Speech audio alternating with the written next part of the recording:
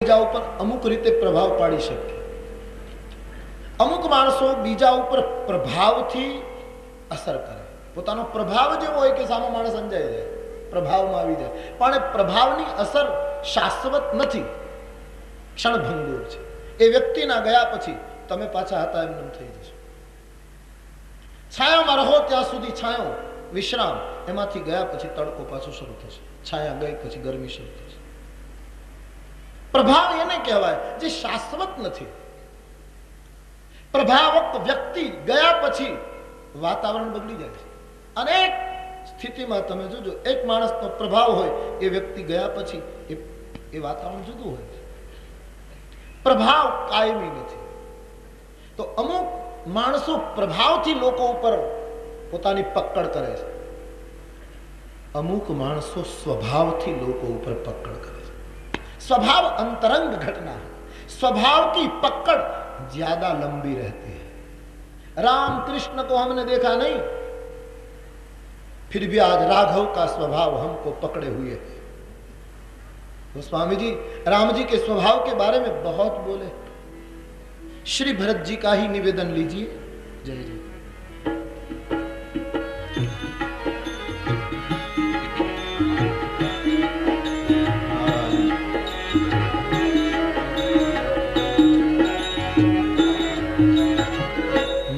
जानहु निज नाथ सुभाव, मैं जानहु निज नाथ सुभाव, मैं जानहु निज नाथ सुभाव, मैं जानहु निज नाथ सुभाव। अपराधी पर ओहन अपराधी पर ओहन आवे, अपराधी पर ओहन आवे, अपराधी पर ओहन आवे, अपराधी पर ओहन आवे।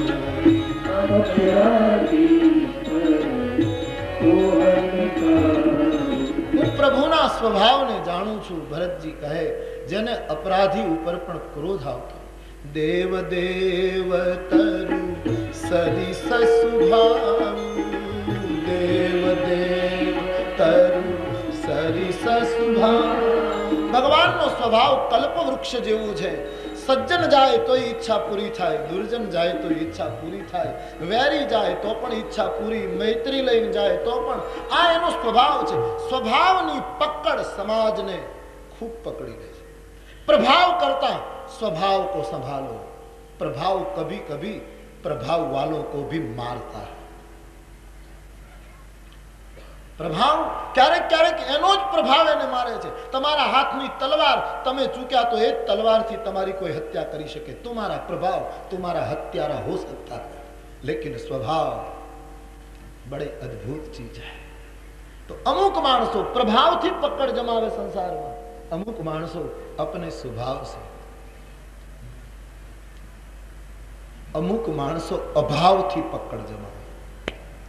कभी देखा किसी के पास कुछ नहीं है और हमको प्रभावित कर दिया कि आदमी कैसा है, कुछ नहीं, चलो कुछ दे। प्रभावित हुई है तो ही देने गए, बिना प्रभावित आप नहीं जाते। भिखारी ने पास कहीं नहीं, आप प्रभावित हो गए क्योंकि उनका अभाव आपको खींचता है, उसके पास कुछ नहीं।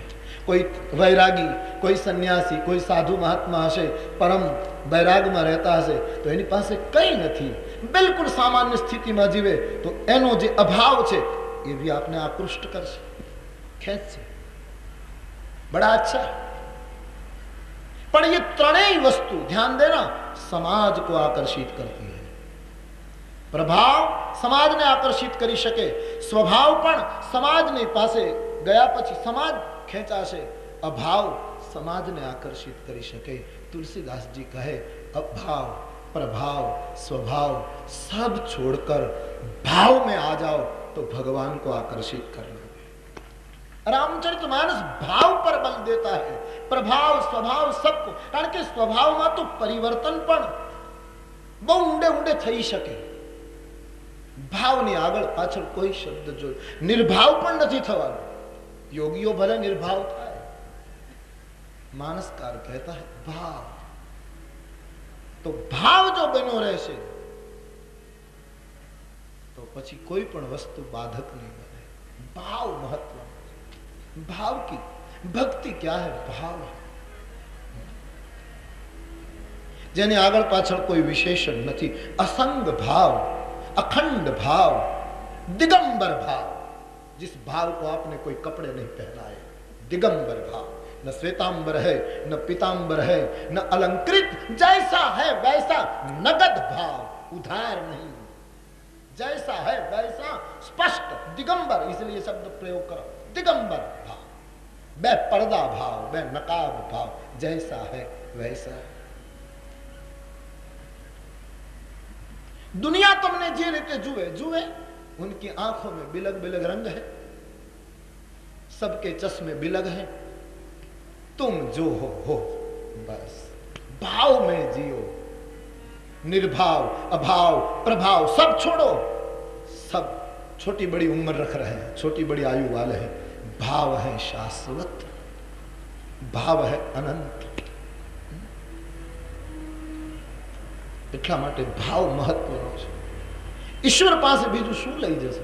આપણે જે કંઈ આપીશું એમાં કંઈ આપી નહીં શકીએ. આખરમાં એની જ વસ્તુ છે, એ ભાવને જ જોઈએ છે.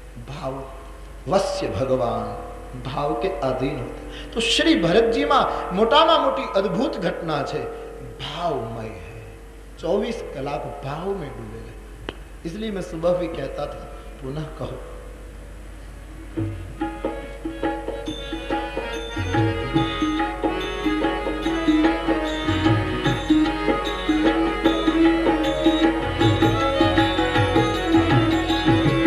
पुलक गात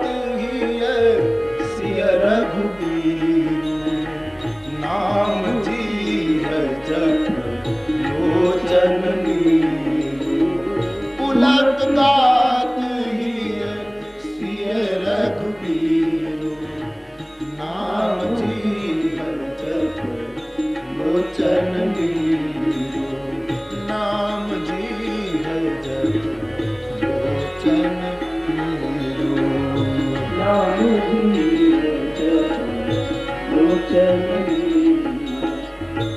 અને વેપારી લોક તો વધારે સારી રીતે સમજે છે. આ દુનિયામાં આજ સુધીમાં કોઈ માલમાં કમાણો નથી, બધા ભાવમાં જ કમાણો. માલમાં કોણ કમાયું છે? માલ તો એનો એ ગોડાઉનમાં ભરી રાખો, ભાવ ઘટી જાય તો પાર્ટી ફેલ, અને ભાવ વધે તો માણસ તરી જાય. વાત એની એ ભાવની વધઘટ માનવને તારે મારે છે. रामचरित मानस गोस्वामी जी जे लख्यु ए ज आज अपना पासे छे. माल तो एनो ए छे, पण तुलसीनो भाव आज वैश्विक शांति बनी गयो. आपणो भाव એટલો નહીં. મીરાનું એ જ ભજન મીરા કરતા ઘણી સારી રીતે આજે આપણે ગાઈ શકીએ. કેટલાય સંગીતજ્ઞો એને ખૂબ મીરા આટલું સારું ગાતા હશે મને ખબર નહીં, સુરદાસ એના પદો આટલા સરસ ગાતા હશે ખબર નહીં, જેટલા આજ ખૂબ જ સારી રીતે ગવાય છે. હા, माल वही का वही, लेकिन भाव. मीरा एक पद बोलती थी तो कृष्ण नर्तन करने लगता था. सूर का एक पद शाम को हाजिर करता था. तुकाराम का एक भंग अभंग विठल को मजबूर कर देता था सामने आने में. भाव का सवाल है. रामायण भाव का ग्रंथ है, प्रभाव का नहीं, अभाव का नहीं. हमारा मानस है भाव प्रधान ग्रंथ. ये भाव सिखाता. भगवान ने कहे जो हमारी पासे थी तारे बधु लई लेवुं होय तो लई लेजे, पण हमारो भाव न लई ले. जब भाव गया तब हम मर जाए. भाव न छूटे. सब ले लो लेकिन भाव न जाए. तो श्री भरत जी नु चरित्र भाव प्रधान चरित्र. भाव प्रधान चरित्र नहीं, शिव जी भाव का साक्षात रूप. भरत जी भाव का साक्षात रूप है. भरत चरित्र भावनो विग्रह स्वरूप है. भरत राम में नहीं भळ्या, राम भरत में भळे छे. इतना भाव है कि प्रभु ने एम लागे छे आ भाव सिंधु में हूँ डूबू। भरत प्रभु में डूबने नहीं, भरत भाव सिंधु, भरत पयोधि गंभीर। गोस्वामी जी कहते हैं भरत है समंदर, प्रभु एमा डूबवा माटे दौड़े छे। उठे राम सुनि प्रेम अधीरा, कहूं पट कहूं निशंद धन तीरा। भगवान दौड़े। भरत चरित्र भावमय चरित्र है, भाव का विग्रह है श्री भरत जी। भरत चरित्र में प्रवेश करवो एक साहस है, क्योंकि समंदर ने नौका द्वारा तरवानी चेष्टा है। महासिंधु गोस्वामी जी वो बोला है भरत जी माटे, भरत महा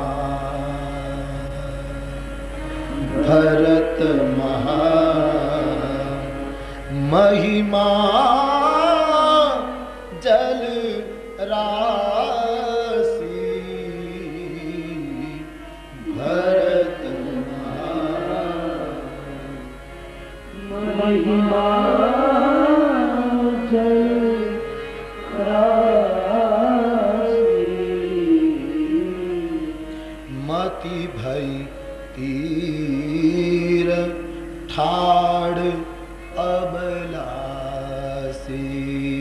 मति भई तीर ठाड़ अबलासी, मति भई तीर ठाड़ अबलासी,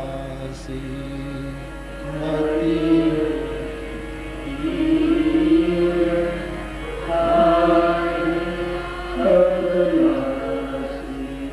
दिगंबर भाव साधक नो रहे। सद्भाव पण नहीं, सद शब्द लगाड़शो तो क्यारे कुभाव थवा संभव है, इसलिए कु भी निकालो सद भी निकालो, अपने दिगंबर भाव में खड़े रह जाओ। जो है नगद भाव, न सद्भाव न कुभाव। धरातल पर व्यवहार करो त्यारे सद्भाव बराबर, लेकिन परमात्मा नी साथे नो व्यवहार में न सद की जरूरत है न कु की जरूरत है, केवल भाव, नगद भाव। श्री भरत जी ए भाव में यात्रा नो आरंभ थयो छे। हजारों माणसों साथे छे। भरत जी पगे चालवानो निर्णय करे कि मारो प्रभु जो पगे चाले तू केम रथ में बेसो। माताओं डोली में, वशिष्ठ आदि महात्माओं रथ में, अमुक माणसों घोड़ा ऊपर अने श्री भरत जी पैदल। पण भरत जी ने पगे चालता जोई लोकोने एम लाग्यु कि अमारा राजकुमारों नीचे चाले तो अमाराथी केम वाहन में बेसाय। संकोच ने लीधे घणा उतरी गया, घणा भरत जी ने सारू लगाड़वा माटे उतरी गया, घणा देखा देखी करीने भरतनी जेम करवा गया, आम बधा करवा लाग्या। एटले मां कौशल्याए भरत ने कहू, भाई लोको एवा सक्षम नथी के तारी जेम चाली शके, रथ में बेसी जाओ। भरतनी यात्रा समय नथी एटले टूंकमां कहूं छुं, भरतनी यात्रा बहुत अद्भुत छे। भरत जी पगे चाले छे, लोको एनी जेम करवा लाग्या। भरत जी रथ में न बैठा, पालखी में न बैठा। महात्माओए बहु सरस अर्थ कर्या। पालखी में बेसीने राम ने मळवा जवुं एटले उपासना पद्धति, उपासना द्वारा। पालखी में बेसवामां फायदो शुं? थाके बीजा ने पहोंचे बीजा। थाकी जाय बीजा उपाड़नारा अने प्राप्ति बीजा ने थई। रथ में बेसवामां ए धर्म कर्मनो रथ छे। અને ઘણા ઘોડા ઉપર બેઠા। ઘોડા ઉપર તો એ બેસી શકે જે સવાર હોય, નહીતર ઘોડા પછાડે।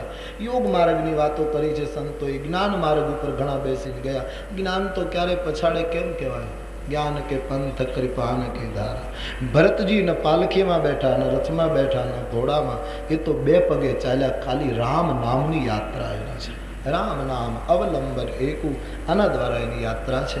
પણ લોકો એની જેમ કરવા માંડ્યા। भजन करो त्यारे कोईनी जेम नहीं करजो, तमारा स्वतंत्र भाव प्रमाण करो, नहींतर नहीं। बीजानी नकल करवाथी नहीं। अपने त्यां बहु जूनी वार्ता छे कि टोपी वेचवा वाळो रामजी मंदिर हतुं, दर वर्षे त्यां मेळो भराय अने भणवामां आवतुं हतुं, भणाववामां पण आवतुं हतुं। टोपीनो दाखलो, ई टोपी वेचवा वाळो गयो वेचवा। पछी मेळामां टोपीओ वेचाणी, अमुक न वेचाणी। પછી થાક્યો એટલે મેળાની બહાર દૂર એક વૃક્ષની નીચે ટોપીનું બંડલ મૂકી અને વિશ્રામ. ને વેચતો એટલે પોતે ટોપી માથા ઉપર પહેરતો. માણસને જે વેચવું હોય અમુક વસ્તુ પોતે પહેરે એટલે લોકોમાં વિજ્ઞાપન થાય, લોકો જોઈને આકર્ષિત થઈને લે. એટલે ટોપી પોતે ઓઢેલી, બંડલ મૂકીને સૂતો. એમાં એના ઉપર બધા વાંદરાઓ રહેતા હતા ઝાડ ઉપર. એટલે વાંદરાઓ તો નકલ કરવા ટેવાયેલા હોય. એટલે એક બંદર નીચે ઉતરીને એને એમ થયું કે આણે ટોપી ઓઢી, આ કંઈક ઓઢવા જેવું છે. એટલે બંડલમાંથી એક ટોપી લઈને એક વાંદરાએ લીધી, બીજી ટોપી બીજાએ લીધી, ત્રીજી લીધી. આખું બંડલ ખાલી કરી અને બધા જ બંદર ટોપી ઓઢી ઓઢી ઝાડ ઉપર ચડી ગયા. બધાના માથા ઉપર ટોપી, આખી દિલ્હી ઉપર.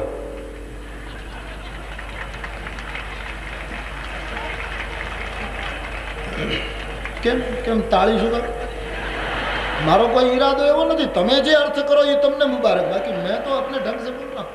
आप जानो, आपका अर्थ जाने. બધા જ ઉપર. વેપારી ટોપી વાળો જાગ્યો અને જોયું તો એક પણ ટોપી નહીં, બધી ઉપર. હવે બંદરના માથા ઉપરથી ટોપી લેવી એ સહેલી વસ્તુ છે? કારણ કે એ તો એક ડાળ ઉપરથી બીજી ડાળ ઉપર કૂદવા ટેવાયેલું હોય. આ ડાળ મૂકીને બીજી ડાળ, ત્યાંથી ત્રીજી ડાળ, ત્યાંથી ચોથી ડાળ. એની પાસેથી કેમ ટોપી લઈ શકો તમે?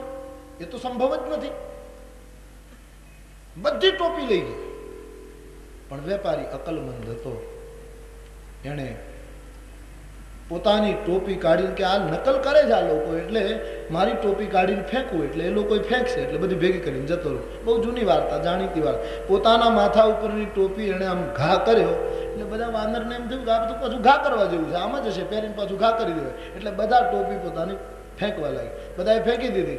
એટલે બંડલ લઈને જતો. એ વેપારી વૃદ્ધ થઈ ગયો. પછી એનો દીકરો ટોપીનો વેપાર કરવા માંડ્યો. એને દીકરાને આ જ શિક્ષણ આપ્યું કે ભાઈ મેળામાં ટોપી વેચવા જવાનું, આ રીતે વેચવાની. થાકી જાય ત્યારે આ ઝાડની નીચે બેસવાનું, આપણી પરંપરા. હું પણ ત્યાં બેસતો, તારે ત્યાં બેસવાનું. અને ત્યાં વાનર બહુ રહે છે અને એ બંદર ટોપી જો બધી લઈ જાય તો મારા જેમ કરવાનું કે ટોપી બધી માથા ઉપર તારે ટોપી ફેંકવાની. એટલે એ બધા ફેંકી દેશે અને પછી પાછું ભેગી કરી લેવી. આ ધ્યાન રાખવાનું. છોકરો એના જેમ કરવા માંડ્યો. હવે તો એ પેલો વૃદ્ધ થઈ ગયો, એ બિચારો હવે ધંધો કરવા જઈ શકતો નથી. એનો દીકરો હવે ટોપી વેચવા માંડ્યો અને એ મેળામાં આવ્યો. ટોપી વેચાણી એટલી વેચી અને ઝાડ નીચે બેઠો. હવે એ પેલો વૃદ્ધ નથી, એનો દીકરો ટોપી વેચે. અહીંયા વાંદરાઓ પણ એ નથી, આખી પેઠી બદલી ગઈ. એ પણ બીજા એના, એ મૂળ બંદર નહીં, એમાં પણ આખી પેઠી ફરી ગઈ. પણ નકલ કરવા ગયો એમાં મુશ્કેલી એ થઈ, બધા વાંદરાઓ ટોપી લઈ ગયા. પછી બાપે કીધું હતું કે આમ જ કરવાનું, આમ કરો એટલે થઈ જાય. એટલે છોકરાએ પોતાની ટોપી કાઢીને ફેંકી તો બીજા વાંદરાઓએ ફેંકી નહીં, એકના માથે નહોતી, એ લઈને ઉપર ચડી ગઈ.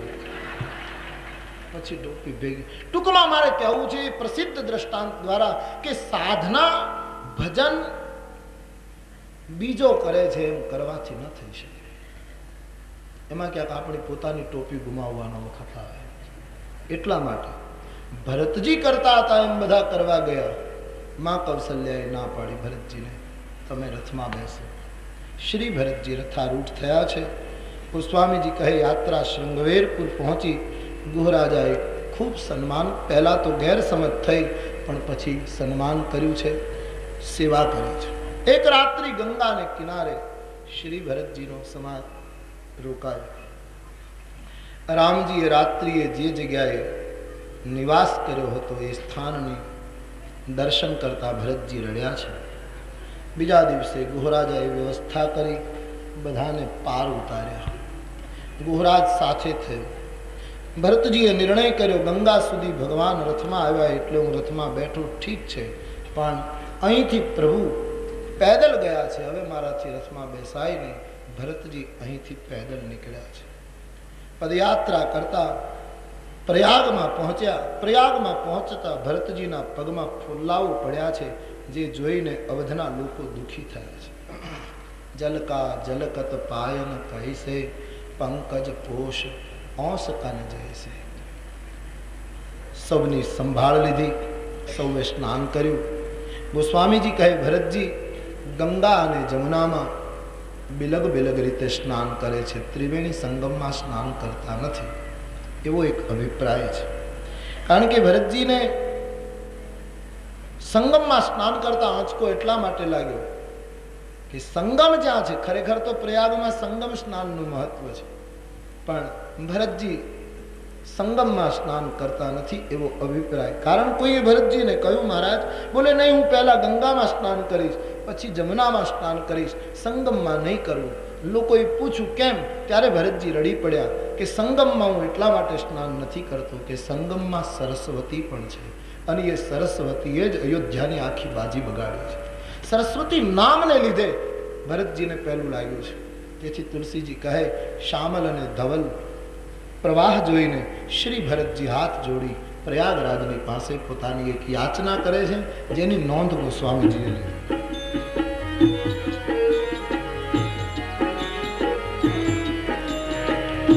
પુલક શરીર ભરત કર જોરે, દેખત શ્યામલ ધવલ હિલોરે.